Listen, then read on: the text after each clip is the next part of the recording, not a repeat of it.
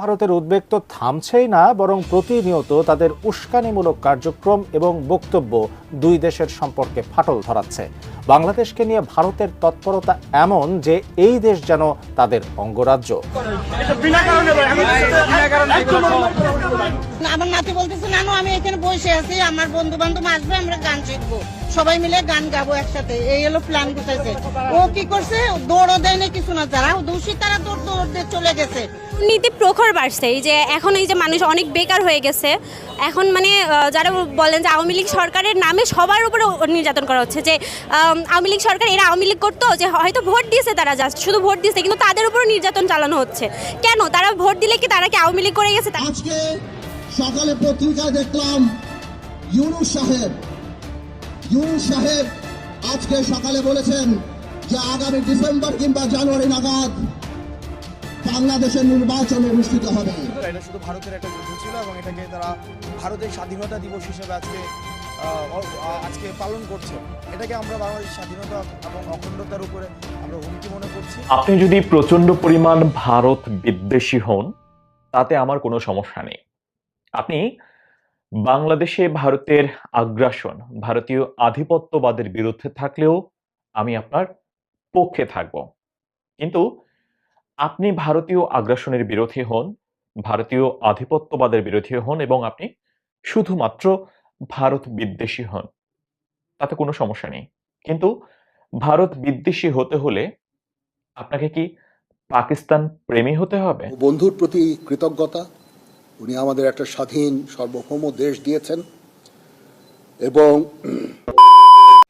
আসসালামু আলাইকুম রহমতুল্লাহ, সবাই কেমন আছেন? আশা করি সবাই অনেক অনেক ভালো এবং সুস্থ আছেন। সবাইকে স্বাগতম জানাচ্ছি আমাদের আরো একটা নতুন ভিডিওতে। প্রতিদিনের মতো আমি আপনাদের সিরাত ফারুকী।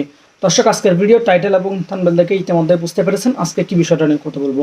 আজকে যে বিষয়টা নিয়ে কথা বলবো খুবই গুরুত্বপূর্ণ একটা বিষয়। ইতিমধ্যে আপনারা ভিডিওর শুরুতে কিছু অংশ বিষয় দেখতে পেয়েছেন, আমরা একটু পরে ভিডিওর বাকি অংশগুলো দেখবো। তার আগে আপনাকে ছোট্ট একটু অনুরোধ জানিয়ে রাখতে চাই, সেটা হচ্ছে আমাদের চ্যানেলটিতে নতুন থাকলে চ্যানেল সাবস্ক্রাইব করে সাথে থাকবেন। তো দর্শক, ভিডিওটি যাতে বেশি বড় না করতে হয় সেই জন্য আমি আপনাদেরকে মূল আলোচনায় নিয়ে যাচ্ছি। তার আগে অনুরোধ করবো সবাইকে ধৈর্য সহকারে ভিডিওটি শেষ পর্যন্ত দেখে আশা করি আপনার ব্যক্তিগত মতামত কমেন্টে জানাবেন। আর বেশি কথা বলছেন, আমরা ভিডিওগুলো একটু বিস্তারিত দেখে আসি। দুর্নীতি প্রখর বাড়ছে, এই যে এখন এই যে মানুষ অনেক বেকার হয়ে গেছে, এখন মানে যারা বলেন যে আওয়ামী লীগ সরকারের নামে সবার উপরে নির্যাতন করা হচ্ছে, যে আওয়ামী লীগ সরকার এরা আওয়ামী লীগ করতো, যে হয়তো ভোট দিয়েছে, তারা জাস্ট শুধু ভোট দিয়েছে, কিন্তু তাদের উপর নির্যাতন চালানো হচ্ছে। কেন তারা ভোট দিলে কি তারা কি আওয়ামী লীগ করে গেছে, তারা কি ছাত্রলীগ? এমন তো না। এগুলো নির্যাতন বন্ধ করতে হবে। মানুষের অনেক কর্মসংস্থান বন্ধ হয়ে গেছে, চুরি ডাকাতি বেড়ে গেছে। যেমন আমার এলাকায় প্রচুর চুরি ডাকাতি বেড়ে গেছে, মানুষকে হত্যা করা হচ্ছে। আওয়ামী লীগ বলে মানুষকে হত্যা করছে মানুষকে এবং বলছে সে আওয়ামী লীগ। আওয়ামী লীগ হলে কি তাকে হত্যা করা লাগবে? এমন তো না। এই দুর্নীতিগুলো প্রতিরোধ করা উচিত। আইন শৃঙ্খলা পরিস্থিতি এখন একটু আগে থেকে স্বাভাবিক হয়েছে, আন্দোলনের পরে একটু স্বাভাবিক হয়েছে, কিন্তু আন্দোলনের পরে কিন্তু অনেক বেশি পরিস্থিতি খারাপ হয়ে গেছে। এটা সত্যি কথা বলতে, এখনো আগের মতো নিয়ন্ত্রণে আসে নাই। আগে যেভাবে আমরা প্রশাসনকে দেখে মানুষ ভয় পেত, এখন কিন্তু ভয় পাচ্ছে না। যেমন আমাদের মতো অনেক স্টুডেন্ট, আমি না কিন্তু অনেক স্টুডেন্টকে আমি দেখছি যে আইন শৃঙ্খলা মানুষকে আর গণ্য করতেছে না, পুলিশ দেখলেও ভয় পাইতেছে না। এগুলো করা যাবে না। এগুলো একটু কি বলে কঠোর হইতে হবে। বাংলাদেশকে নিয়ে ভারতের উদ্বেগ তো থামছেই না, বরং প্রতিনিয়ত তাদের উস্কানিমূলক কার্যক্রম এবং বক্তব্য দুই দেশের সম্পর্কে ফাটল ধরাচ্ছে। বাংলাদেশকে নিয়ে ভারতের তৎপরতা এমন যে এই দেশ যেন তাদের অঙ্গরাজ্য। আজ বাংলাদেশের অস্তিত্বকে উপেক্ষা করে এমনই এক পোস্ট সামাজিক যোগাযোগ মাধ্যম ফেসবুকে শেয়ার করেছেন ভারতীয় প্রধানমন্ত্রী মোদী, জানিয়ে তীব্র প্রতিক্রিয়া জানিয়েছেন হাসনাত আব্দুল্লাহ। বিস্তারিত ডেস্ক রিপোর্টে। পূর্বে ভারতীয় কিছু রাজনৈতিক দল বা নাগরিকদের বিদ্বেষপূর্ণ আচরণের অনেক পরিচয় পাওয়া গেছে। এবার খোদ ভারতের প্রধানমন্ত্রী বাংলাদেশের মহান বিজয় দিবসকে নিয়ে এক ফেসবুক পোস্টে নেতিবাচক মনোভাব ফুটিয়ে তুলেছেন। ভারতের প্রধানমন্ত্রী নরেন্দ্র মোদীর মহান বিজয় দিবস উপলক্ষে দেয়া এই পোস্ট নিয়ে তীব্র প্রতিক্রিয়া জানিয়েছেন বৈষম্য বিরোধী ছাত্র আন্দোলনের আহ্বায়ক হাসনাত আব্দুল্লাহ। অ্যান্টিব্যাকটেরিয়াল অ্যাডিটিভ যুক্ত সেরা ওয়াটার ট্যাঙ্ক বিশুদ্ধ পানিতে ব্যাকটেরিয়া জন্মাতে দেয় না। মহান বিজয় দিবসে নিজের ভেরিফাইড ফেসবুক পেজে এক পোস্টের মাধ্যমে মোদীর এই বক্তব্যের বিরুদ্ধে মন্তব্য করেন তিনি। মোদী তার পোস্টে 1971 সালের ভারতীয় সেনাদের আত্মত্যাগ ও সাহসকে শ্রদ্ধার সঙ্গে স্মরণ করেন। মোদী লিখেছেন, আজ বিজয় দিবসে 1971 সালের ভারতীয় ঐতিহাসিক বিজয়ে অবদান রাখা সাহসী সেনাদের সাহস ও আত্মত্যাগকে আমরা সম্মান জানাই। তাদের নিঃস্বার্থ আত্মোৎসর্গ ও অটল সংকল্প আমাদের জাতিকে রক্ষা করেছে এবং আমাদের গৌরব এনে দিয়েছে। মোদির এই পোস্টের স্ক্রিনশট নিজের ফেসবুকে শেয়ার করে হাসনাত আব্দুল্লাহ লিখেছেন, এটি বাংলাদেশের মুক্তিযুদ্ধ। পাকিস্তানের বিরুদ্ধে বাংলাদেশের স্বাধীনতার জন্য এই যুদ্ধ সংগঠিত হয়েছিল, কিন্তু মোদি দাবি করেছে এটি শুধু ভারতের যুদ্ধ এবং তাদের অর্জন। এতে বাংলাদেশের অস্তিত্বকে উপেক্ষা করা হয়েছে। তিনি আরো বলেন, যখন ভারতের নিজেদের অর্জন হিসেবে এই স্বাধীনতাকে দাবি করে, আমি তা বাংলাদেশের স্বাধীনতা, সার্বভৌমত্ব এবং অখণ্ডতার প্রতি সরাসরি হুমকি হিসেবে দেখি। হাসনাত আব্দুল্লাহ মন্তব্য করেন, ভারতের এই হুমকির বিরুদ্ধে আমাদের লড়াই চালিয়ে যাওয়া অত্যন্ত গুরুত্বপূর্ণ। এই লড়াই আমাদের চালিয়ে যেতে হবে। এদিকে মোদির এই মন্তব্যের পর থেকে সামাজিক যোগাযোগ মাধ্যমে বিতর্কের সৃষ্টি হয়েছে, যেখানে অনেকেই ভারতের এই বক্তব্যকে বাংলাদেশের এবং তার জনগণের জন্য অপমানজনক হিসেবে দেখছেন। নিউজ 24 থেকে সময় এসেছেন এবং ভাইয়ের জন্য সবাইটা হাতে তালে এবং এই আগামী বাংলাদেশ হচ্ছে যেমন কিছুক্ষণ আগে মাত্র আমি দেখলাম যে মোদি দাবি করেছেন যে এই যুদ্ধটা এটা শুধু ভারতের একটা যুদ্ধ ছিল এবং এটাকে তারা ভারতের স্বাধীনতা দিবস হিসেবে আজকে পালন করছে। এটাকে আমরা বাংলাদেশের স্বাধীনতা এবং অখণ্ডতার উপরে আমরা হুমকি মনে করছি এবং আমাদের যে লড়াইটা পূর্ণাঙ্গ হয়নি, আমরা যে উদ্দেশ্যে স্বাধীনতা অর্জন করেছিলাম এবং যে ন্যারেটিভটা অর্থাৎ মুক্তিযুদ্ধটাকে আমাদেরই করতে পারিনি এবং সবসময় এটা হচ্ছে একটা আমরা মনে হয়েছে এটা একটা ওই যে একটা বাজারে লিজ নেয়, আমরা লিজ হিসাবে হয়তো মুক্তিযুদ্ধটা ভারতের থ্রুতে আমরা করেছি।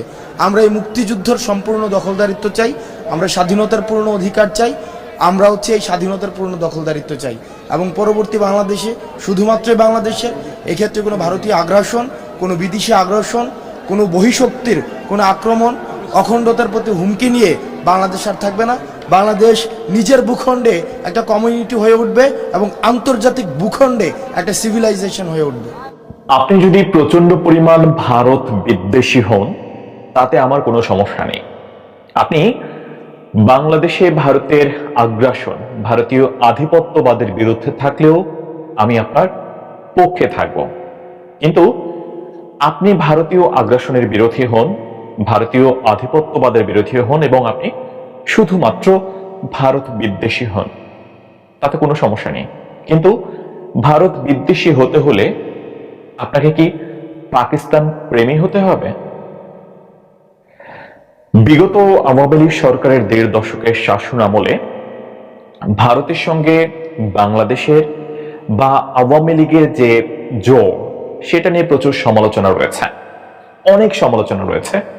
সব সমালোচনাকে যদি আমরা সত্য হিসেবেও ধরি, আওয়ামী লীগের বিরুদ্ধে ভারতের স্বার্থ রক্ষার সকল অভিযোগ যদি আমরা সত্য হিসেবে ধরি, তর্কের খাতিরে সব অভিযোগ সত্য। আওয়ামী লীগ বিরোধী আপনি, ভারত বিদ্বেষী আপনি।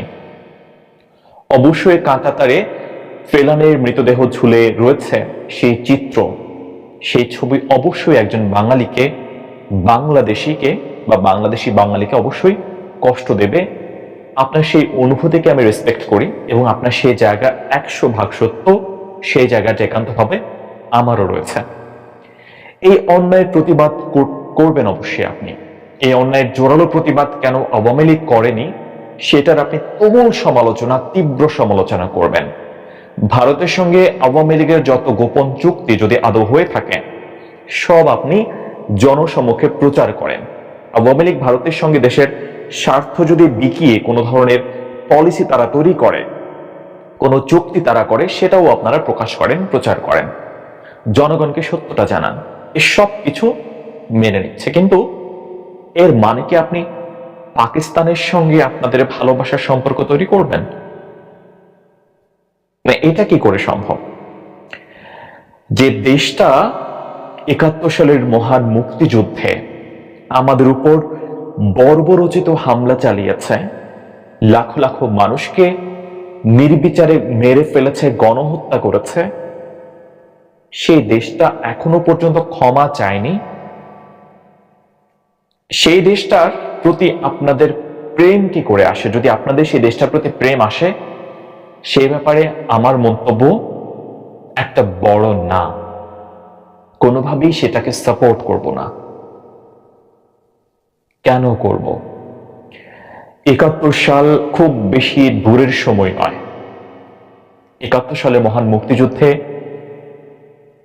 যারা তাদের জীবন বাজি রেখে আমাদের দেশটা স্বাধীন করে দিয়েছেন, যারা যুদ্ধাহত মুক্তিযোদ্ধা, যারা মুক্তিযোদ্ধা যারা বেঁচে রয়েছেন, তাদের সাথে এই বেইমানিগুলো আপনারা কিভাবে করেন? আপনার ভারত বিরোধী হন, তাতে আমার কোনো সমস্যা নেই। ভারতীয় আগ্রাসন বিরোধী হন, কিন্তু পাকিস্তান প্রেমী কি করে হন? পাকিস্তানের সঙ্গে আপনারা ভারত বিরোধী হচ্ছেন, আমরা পাকিস্তানের সাথে জুড়ে যাব, পাকিস্তানের সাথে এক হয়ে আমরা ভারতকে যুদ্ধ করব ভারতের সঙ্গে। এসব কি?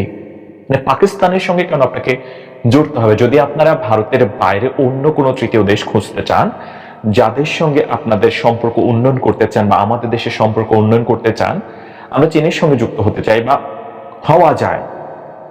পৃথিবীতে এত এত দেশ, ভারত বাদ দিয়ে আপনাদের পাকিস্তানের সঙ্গে জুড়তে হবে, পাকিস্তানের সঙ্গে সম্পর্ক উন্নয়ন করতে হবে কেন?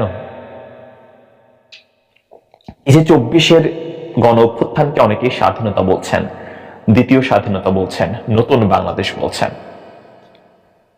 ধরেন 24-এর গণ অভ্যুত্থানে আবু সাইদ মানে যারা নিহত হয়েছেন, যাদের ত্যাগের বিনিময়ে, প্রাণের বিনিময়ে আপনাদের 24-এর স্বাধীনতা অর্জিত হয়েছে, তাদের কাছে তো প্রধানতম শত্রু আওয়ামী লীগ। এখন যদি ধরেন মুগ্ধর বাবা মা যদি আওয়ামী লীগে যোগ দেয়, নিহত আবু সাইদের বাবা মা যদি আওয়ামী লীগে যোগ দেয়, এটা আপনাদের কাছে কেমন লাগবে? নিশ্চয়ই ভালো লাগবে না, নিশ্চয়ই ঘেন্না তৈরি হবে। ঠিক তেমন ঘেন্নায় তৈরি হয় মুক্তিযোদ্ধাদের মনের মধ্যে, যখন বর্তমান প্রজন্ম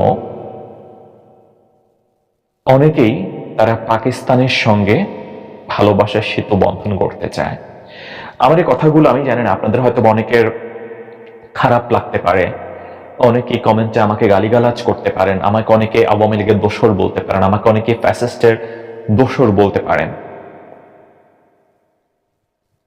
সেটা আপনারা বলেন, কিন্তু আমি আপনাদের এই মন্তব্যের সঙ্গে এক নই যে আপনাকে ভারত বিরোধী হতে গেলে আপনাকে পাকিস্তান প্রীতি তৈরি করতে হবে। ভারতের বিরোধী হয়ে আপনি পাকিস্তানের সঙ্গে প্রেম করবেন, পাকিস্তানের সঙ্গে সম্পর্কের উন্নয়ন ঘটাবেন, এটা কি করে সম্ভব? এত সহজেই যদি 71 ভুলে যাওয়া যায়, তাহলে আমাদের কি নিজস্বতা বলে কোনো কিছু আর থাকবে? বাংলাদেশের সৃষ্টিটাই যদি ভুলে যান আপনি, তাহলে আপনি কি করে বাংলাদেশের জাতীয়তাবাদ আপনি লালন করবেন? যারা বাংলাদেশের জাতীয়তাবাদে বিশ্বাসী, আপনারা কি করে পাকিস্তানের সঙ্গে সম্পর্ক উন্নয়নের কথা চিন্তা করেন? পৃথিবীতে কি আর কোনো দেশ নেই, আর কোনো রাষ্ট্র নেই? পাকিস্তান কি আমাদের চাইতে ভালো আছে বাংলাদেশের চাইতেও? 1.5 দশক ধরে আওয়ামী লীগের শাসন আমলে বাংলাদেশের উন্নয়নের ঘটনা কিন্তু কম নয়, অনেক দুর্নীতির ঘটনা ঘটেছে, উন্নয়নের ঘটনাও কম নয়। আপনারা যদি হিসেব করে দেখেন, পার ক্যাপিটা থেকে শুরু করে প্রায় সব সূচকে পাকিস্তানকে অনেক আগেই ছাড়িয়ে গেছে বাংলাদেশ। বিশেষ করে শেখ হাসিনার গত 1.5 দশকের শাসন আমলে, এটা যারা শেখ হাসিনার ঘোর বিরোধী তাদের কাছে এটা খারাপ লাগবে বলতে বা শুনতে। এসব অনেকে এখন আমাকে আবার আক্রমণ করবেন, কিন্তু যেটা সত্য সেটা বলবোই। পাকিস্তানের সাবেক প্রাইম মিনিস্টার ইমরান খান তিনি নিজেও কিন্তু স্বীকার করেছেন, তিনি নিজেও বলেছেন এগুলো আপনারা ইউটিউবে গেলে আপনারা পাবেন। আমার দুঃখ সেখানে নয়, আমার দুঃখ আওয়ামী লীগের বিরোধী হতেই পারেন, আপনারা অবশ্যই হবেন, ভারত বিরোধী অবশ্যই হবেন,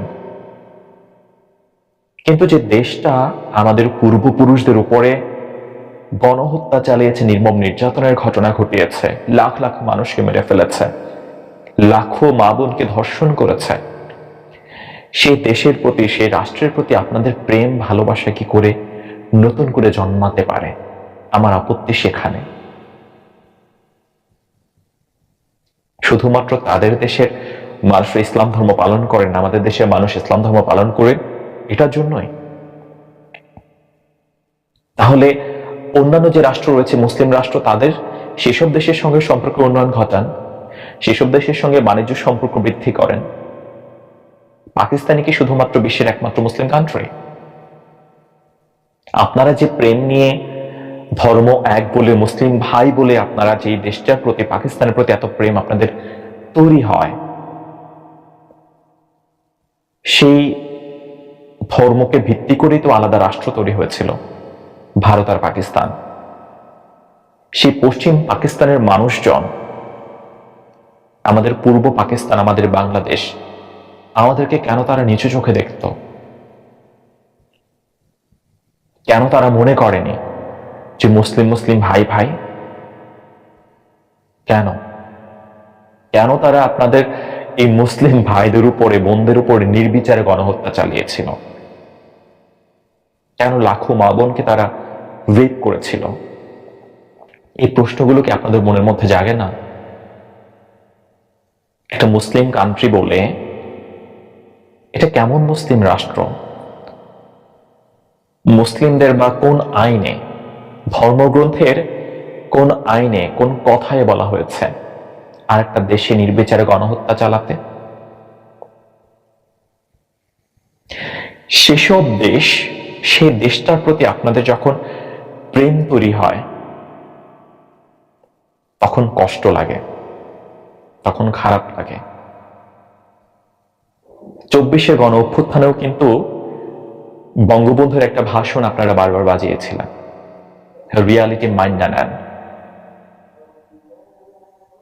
রিয়ালিটি কি মেনে নিয়েছে কেউ? আপনাদের প্রতিক্রিয়া জানতে চাই কমেন্টস বক্সে। কোথা থেকে দেখলেন জানাবেন। ধন্যবাদ দেখার জন্য। আল্লাহ হাফেজ। আসসালামু আলাইকুম।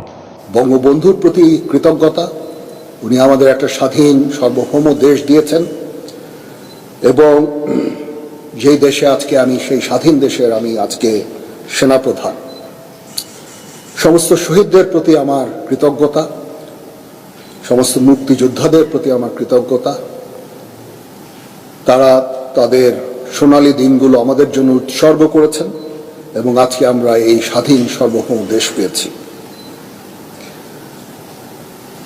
আমার সমস্ত অফিসার, যারা কমান্ডিং অফিসার, যারা আমাকে বিভিন্নভাবে বড় করেছেন, আমাকে শিক্ষিত করেছেন, আমাকে আজকে আমি যেই পর্যায়ে এসেছি সেটার জন্য বিভিন্নভাবে শিক্ষা দিয়েছেন, তাদের কাছে আমি কৃতজ্ঞতা জানাচ্ছি। আমার সমস্ত সিনিয়র যারা আমাকে নার্চার করেছেন, তাদের প্রতি আমি কৃতজ্ঞতা জানাচ্ছি। সকালে পত্রিকা দেখলাম ইউনূস সাহেব আজকে সকালে বলেছেন যে আগামী ডিসেম্বর কিংবা জানুয়ারি নাগাদ বাংলাদেশের নির্বাচন অনুষ্ঠিত হবে। আমার তরফ থেকে, আপনাদের তরফ থেকে ইউনূস সাহেবকে একটি ধন্যবাদ। তবে কিছু কথা খোলাখুলি বলে দিতে চাই ইউনূস সাহেব আপনাকে এবং আপনার সরকারকে। ইদানিংকালে আমরা দেখতে পাচ্ছি আপনার কিছু উপদেষ্টাদের কিছু কথাবার্তায় যে তারা আমাদের প্রতি এমন বিরূপ প্রতিক্রিয়া দেয়, এমন ভাবে কথা বলে, এমনকি মনে হয় যে এই আন্দোলন শুধুমাত্র তাদেরই আন্দোলন। আমার ভাইয়েরা, তোমরা আমার যে বয়সে ছোট, আমি তুমি করেই বলি, সরকার নামানো আর সরকার চালানো এক কথা না। ভাইয়েরা, তোমাদের মনে রাখতে হবে, তোমরা হয়তো 10 বলে 20 রান করেছ, কিন্তু 180 রান বাংলাদেশের মানুষ করেছে 17 বছর। তোমাদের এই অশ্রদ্ধা, তোমাদের এই কথা বলার ধরন দেখে আমাদের মনে হয় যে তোমাদের মধ্যে ইচ্ছা, আশা, আকাঙ্ক্ষা চলেছে যে তোমরা নির্বাচনে করে এই সরকারে থাকবে। আমার কোনো অসুবিধা নাই, তোমরা দল করো, তোমরা নির্বাচন করো, কিন্তু কোন দলকে ক্ষমতায় আনার জন্য নির্বাচনকে কোনোভাবে বিলম্বিত করা যাবে না। বাংলাদেশের মানুষ 17 বছর ভোট দেয় নাই। আমরা জনগণের কথা বলি, তোমরা যদি কোনোভাবেও এই সরকারকে প্রভাবিত করার চেষ্টা করো নির্বাচন বিলম্বিত করার জন্য, তাহলে মনে রাখতে হবে যে তোমরা সাধারণ মানুষের বিরুদ্ধে অবস্থান করছো। আর সাধারণ মানুষের বিরুদ্ধে অবস্থান করলে আমার ভাইয়ের একটা কথা পরিষ্কার, শেখ হাসিনা বা আওয়ামী লীগ সরকারের কিন্তু 17 বছরে মাথা খারাপ হয়ে গেছে। তোমাদের মাথা খারাপ হতে 17 মিনিট সময় লাগবে না ভাই। আমরা তোমাদেরকে সহযোগিতা করতে চাই। আমরা উন্নয়নমুখী, আমরা সংস্কারমুখী একটা নির্বাচন চাই। নির্বাচনমুখী একটা সংস্কার চাই, যাতে করে মানুষ তার ভোট দিয়ে যেতে পারে। আমরা 17 বছর আওয়ামী দুঃশাসনের কথা ভুলি নাই। আমাদের এখনো মনে পড়ে 3টা ভোট কিভাবে তারা মানুষের গলায় পাড়া দিয়ে গণতন্ত্রকে হত্যা করে তারা সেখানে ঢুকে বসেছিল। ভাইয়েরা আমার, আরেকটা কথা না বললেই না, এই সরকার যেহেতু আজকের বক্তব্যের পর দৃশ্যমান বা প্রতীয়মান যে এই সরকার হয়তো আরো 1 বছর থাকবে, সরকারকে আমরা অনুরোধ করব, আপনারা সাধারণ মানুষের কথা চিন্তা করেন।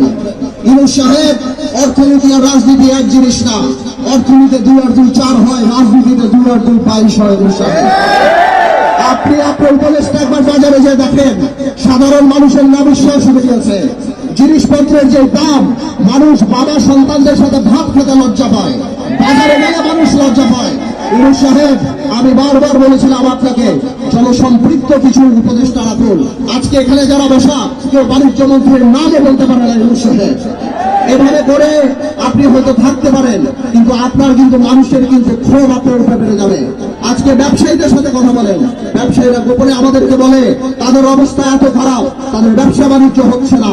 গার্মেন্টসের কর্মীদের এই অবস্থা, যে কেউ চিন্তা করতে পারে যে কোনো সময় ফ্যাক্টরি বন্ধ হয়ে যেতে পারে। আপনি ব্যবসায়ীদের সাথে বসেন।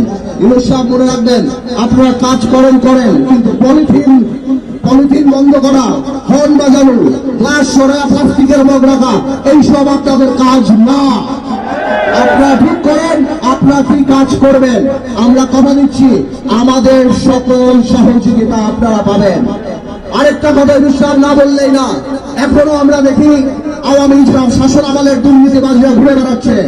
আপনি দরবেশ সালমান রহমানকে অ্যারেস্ট করেছেন, এই জন্য আপনাকে আমরা সাধুবাদ জানাই, কিন্তু সাবিটের আজিজ খানকে আপনি এখনো ধরতে পারেন নাই। আপনি এসালামের মতো মানুষকে এখনো ধরতে পারেন নাই। আমরা শুনি তারা নাকি 20 দল করে বিদেশে ঘুরে বেড়ায়। আপনি এখানে আসছেন, সারা বাংলাদেশে সারা পৃথিবীতে 8-10টা মানুষ থাকলেও আপনার প্রোফাইল সবচেয়ে বড়। আপনি সেটা ব্যবহার করেন, তাদেরকে দেশে নিয়ে আসেন। বাংলাদেশের মানুষ দেখতে চায় এই অর্থনৈতিক রাষ্ট্রমহিতা যাদের, তাদের বাংলাদেশের মাটিতে ফাঁসি হচ্ছে। যারা বাংলাদেশের মানুষের লক্ষ কোটি টাকা চুরি করে বিদেশে পাচার করছে, আর এই দেশের মানুষ ব্যাংকে টাকা উঠাতে পারবে নাকি সেই নিয়ে চিন্তিত থাকে, তাদের বিচার করতে হবে। এখনো যারা পালিয়ে গিয়েছে, ইউনূস সাহেব, আমি জিজ্ঞেস করতে চাই, কেন তাদের সম্পত্তি আপনি ক্রয় করছেন না? কেন তাদের এখানকার যে স্থাবর সম্পত্তি সেগুলি আপনারা নিয়ে যাচ্ছেন না? প্রিয় ভাইয়েরা বোনেরা, আমি কথা বললে আরো অনেক কিছু বলতে পারি, তবে আমি কথা এতটুকু বলতে চাই, আমরা চাই ইউনূস সরকার সফল হোক। আমরা চাই এই আন্দোলনে আমার যে ছাত্র ভাইয়েরা, ছাত্র বৈষম্য আন্দোলনের নেতারা যারা যে আত্মত্যাগ দিয়েছে, তাদের জন্য দুর্বলতা আমাদের হৃদয়ে আছে। আমরা চাই ভবিষ্যতে তারা যদি রাজনীতিতে আসে ভালো কিছু করে, কিন্তু ভাইয়েরা আমার, এখন জাতির গঠন প্রক্রিয়ায় থাকতে হবে। সবাই মিলে মিশে কাজ করতে হবে দেশকে এগিয়ে নেওয়ার জন্য। 50 বছরে আমরা যেভাবে পিছিয়ে গিয়েছি, আজকে বিজয় দিবস, একটা রাজনৈতিক দল গত 17 বছরে শুধুমাত্র পুরো স্বাধীনতা একটা মহানায়ককেই দায়িত্ব দিয়েছে, আর কারো দায়িত্ব দেয় নাই। শহীদ রাষ্ট্রপতি জিয়াউর রহমান থেকে আরম্ভ করে, তাজউদ্দিন সাহেব থেকে আরম্ভ করে, অন্য কারো কোনো ক্রেডিট এই সরকার দেয় নাই। ইতিহাস জানতে হবে, আমাদের ইতিহাস নিয়ে কাজ করতে হবে, আমাদের বাংলাদেশ নিয়ে কাজ করতে হবে, আমাদের ভবিষ্যৎ প্রজন্ম নিয়ে কাজ করতে হবে। আগামীতে আমরা পজিটিভ বাংলাদেশ বানাতে চাই, আগামীতে আমরা সমৃদ্ধ বাংলাদেশ বানাতে চাই। আমাদের মাথায় রাখতে হবে 5 তারিখ, 5ই আগস্ট এবং 16 ডিসেম্বরকে আমরা সিম্বল অফ ফ্রিডম হিসাবে নেব, হেট্রেড না। সেটা নিয়ে আমরা সামনে দিকে এগিয়ে যাব।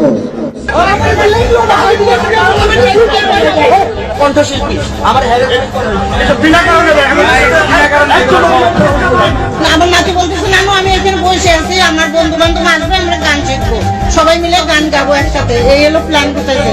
ও কি করছে, দৌড়ও দেয়নি কিছু না, যারা দোষী তারা দৌড় দিয়ে চলে গেছে, ও ঠিকই দাঁড়ায় রয়েছে, ওকে খালি ধরে উঠাইছে। এই জন্য তাকে আমি ছোটখাটো একটা শাস্তি দিচ্ছি। এই নাকি ম্যাজিস্ট্রেট, হ্যাঁ, ওর মা নাই বাবা নাই, ওরটা ও চালায় যেভাবে পারো টিউশনি করে। কেন ওর কাছে তো কিছু পাই নাই, যদি পাইতো তাহলে আমার আপত্তি ছিল যে না, হ্যাঁ ঠিক কাছে, ওর শাস্তি এটা প্রাপ্য, ওর কাছে কিছুই পাইনি। আসছে কেন? এরা বন্ধু বান্ধব এই দেখেন, এই যে এরা একসাথে ওরা ক্লাস করে, গান শিখায় বা গিটার শিখায় আর গিটারে গান গায়। এটা কি অপরাধ? আপনার ক্ষমতা দেখাবেন কেন? কেন আপনার পাওয়ার দেখান, আপনার পাওয়ার দেখান, পছন্দ দেখান, তাহলে আপনার পাওয়ার দেখান আপনাকে বলছি। উনি বলছেন না, আমি তাকে দেখছি সাধারণ হাসপাতাল 3 দিন থেকে এখানে আসে। তাহলে আমি স্যার আমি বলছি যে আমি আপনার বাবার মতো আপনার কাছে পায়ের ধরে মাছ চাই, তাকে ছেড়ে দেন। আমি অসুস্থ মানুষ, তার বাবা নাই, মা নাই, আমি তাকে মানুষ করেছি। সে এবং গান টান করে লেখাপড়া করে, অনেক কষ্ট করে চলে।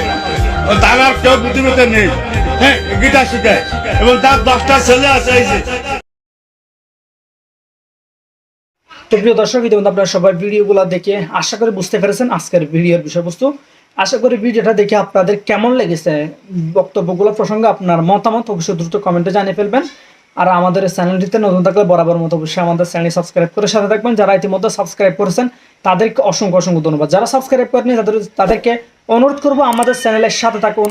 দেখতে দেখতে একদিন ভালো লাগে, ভালোবাসা হয়ে যাবে ইনশাল্লাহ। আজকে এই পর্যন্তই, দেখাবো না কোনো ভিডিওতে। ভালো থাকবেন, সুস্থ থাকবেন, আল্লাহ হাফেজ।